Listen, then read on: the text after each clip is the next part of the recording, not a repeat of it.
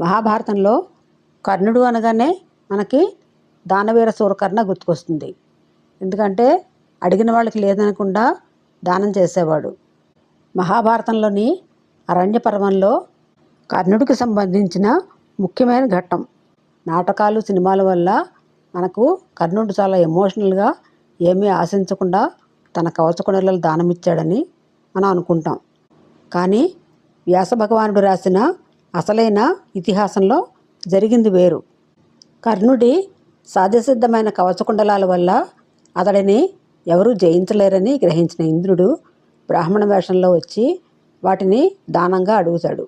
బ్రాహ్మణ వేషంలో ఇంద్రుడు దానం అడగడానికి వస్తున్నాడని సూర్యభగవానుడి ద్వారా కర్ణుడికి ముందుగానే తెలుస్తుంది. ఇంద్రుడు రాగానే కర్ణుడు, నువ్వు దేవేంద్రుడు అని నాకు తెలుసు, నేను నా కవచకుండలాలను ఊరికే దానం ఇవ్వను.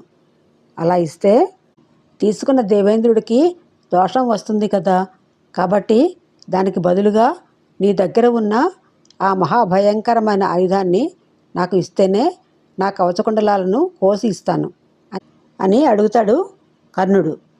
అప్పుడు ఇంద్రుడు, సరే, నీకు ప్రాణాపాయం ఉన్నప్పుడు ఈ ఆయుధాన్ని తీసుకో, కానీ ఇది కేవలం ఒకే ఒక్క శత్రువుని మాత్రమే చంపి తిరిగి నా దగ్గరకు వచ్చేస్తుంది అని ఒక షరతుతో ఇస్తాడు.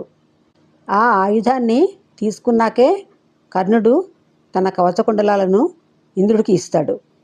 కురుక్షేత్ర యుద్ధంలో కర్ణుడు ఆ ఆయుధంతోనే భీముడి కుమారుడైన ఘటోత్కచుడిని సంహరిస్తాడు. ఇంతకీ ఆనాడు ఒక బేరంలా ఇంద్రుడి దగ్గర నుండి కర్ణుడు ముందే అడిగి తీసుకున్న ఆ భయంకరమైన ఆయుధం పేరేమిటో మీకు తెలుసా? దాని పేరు శక్తి ఆయుధం. నిజానికి కర్ణుడు ఈ ఆయుధాన్ని అర్జునుడిపై ప్రయోగించాలని దాచుకుంటాడు. కానీ కురుక్షేత్ర యుద్ధంలో శ్రీకృష్ణుడి వ్యూహం వల్ల ఘటోత్కచుడిపై ప్రయోగించాల్సి వస్తుంది. ఫలితంగా కర్ణుడి వద్ద ఉన్న ఆ అజేయమైన అస్త్రం చేయి జారిపోతుంది. ధర్మాన్ని రక్షించడానికి కృష్ణుడు వ్యూహంలో ఇది ఒక భాగం. ధర్మో రక్షతి రక్షితః. మీ అభిప్రాయాలను కామెంట్ల రూపంలో తెలియజేయండి. ఇలాంటి వీడియోల కోసం నా ఛానల్ను సబ్స్క్రైబ్ చేసుకోండి. ఈ వీడియో నచ్చితే లైక్ చేయండి, సబ్స్క్రైబ్ చేయండి, షేర్ చేయండి, కామెంట్ చేయండి.